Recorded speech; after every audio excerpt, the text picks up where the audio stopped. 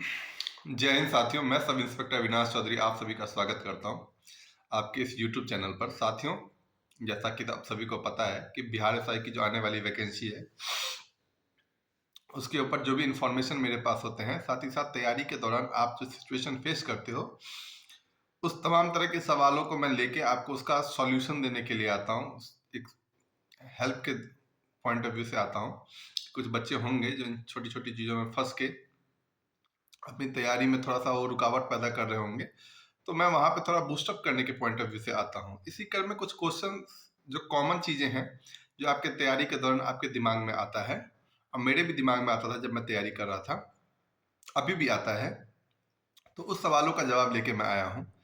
कुछ common question है, वो क्वेश्चन कौन कौन से हैं कि भैया वैकेंसी कितनी आएगी।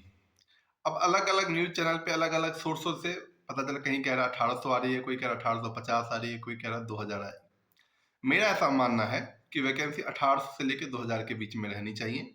ऑन एन एवरेज आप मान के चलो तो आपको 2000 वैकेंसी देखने को मिलेगी।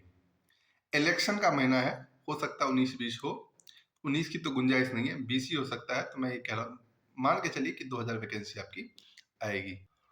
जो दूसरा सवाल है कि भाई सेफ स्कोर क्या होगा इस बार, तो देखो 2-3 फैक्टर होते हैं, उस पर डिपेंड करता है सेफ स्कोर क्या है। कि आपके नंबर ऑफ वैकेंसी कितनी है, फॉर्म डालने वाले कितने लोग हैं, उससे ज़्यादा कितने लोगों ने पेपर दिया है, तीसरी बात पेपर का लेवल क्या है। ठीक है, इन सब चीज़ों पे डिपेंड करता है कि नहीं। लेकिन मेरा एक मानना है, एक आपके दिमाग में आइडियाज हो, जो प्रीवियस ईयर के जितने भी क्वेश्चंस रहे हैं, प्रीवियस ईयर के जितने भी पेपर हुए हैं, उसका अंदाजा लेके चलोगे तो मोटा मोटी तौर पे मैं मान के चलता हूँ, अगर आप प्रीलिम्स के पॉइंट ऑफ व्यू से सिर्फ पूछ रहे हो तो आप 70% स्कोर को मान के चलोगे। 70% अगर आप स्कोर कर रहे हो तो आपको ये बात पूछने के लिए ना उस चीज का इंतजार करना। क्या होता है कि आप पेपर दे के आ जाते हो, फिर आपके दिमाग में एक वो आ जाती है कि भाई इतने में मेरा प्रीलिम्स होगा कि नहीं, मैं मेंस की तैयारी करूं कि नहीं करूं। तो मैं एक 70% का जो मार्क बता रहा हूँ आपको, वो वैसा मार्क्स बता रहा हूँ, हर एक कैटेगरी के लिए बता रहा हूँ। मैं इसमें कैटेगरी वाइज नहीं पढ़ना चाहता, लेकिन ऑन एवरेज मान के चलो कि 70% अगर आप स्कोर करते हो तो आपकी को ये नहीं पूछना पड़ेगा कि भाई अब मेंस के लिए क्या करना है, मेरा होगा कि नहीं होगा। साथ ही साथ आपको पता है कि दोनों का सिलेबस भी ऑलमोस्ट सेम है, प्रीलिम्स और मेंस का। तो आपकी ये जो तैयारी है वो आपको मेंस में बहुत हेल्प करेगी। तो आप कोशिश करके चलो कि 70% का एक टारगेट लेके चलो प्रीलिम्स के पॉइंट ऑफ व्यू से। अगर साथ साथ आप सोच रहे हो कि नहीं इसी दौरान मेरे को मेंस की भी तैयारी करनी है, तो मैं आपको बता चुका हूँ, आपको 80% से ऊपर स्कोर करने पड़ेंगे आपको, अगर अपना नाम मेरिट लिस्ट में देखना है तो। ठीक है, ये बहुत ही क्लियर बातें हैं।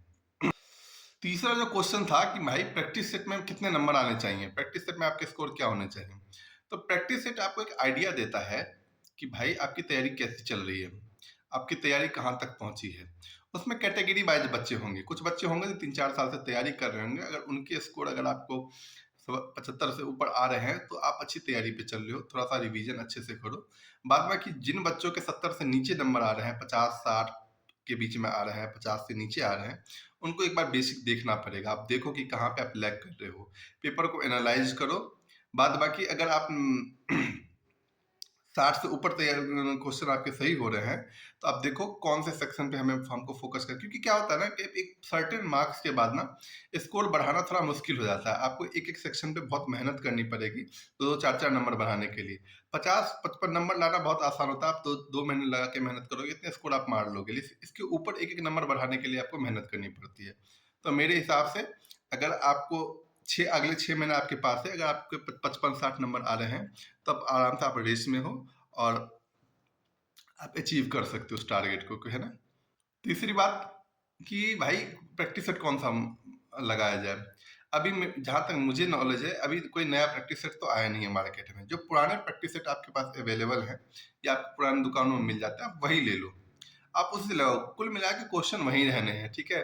आपको बस एक आइडिया चाहिए। जब कब क्या होता है, जब हम तैयारी कर रहे होते हैं ना, कभी कभी ऐसा होता है ना, पढ़ने का मन नहीं करता, मोटिवेशन नहीं रहता। जब आप प्रैक्टिस सेट मारते हो तो वो आपकी कमियों को दिखाता है कि यार यहाँ पे तो ना बेटर स्कोर कर सकता है, तो फिर पढ़ने में मन लग जाता है।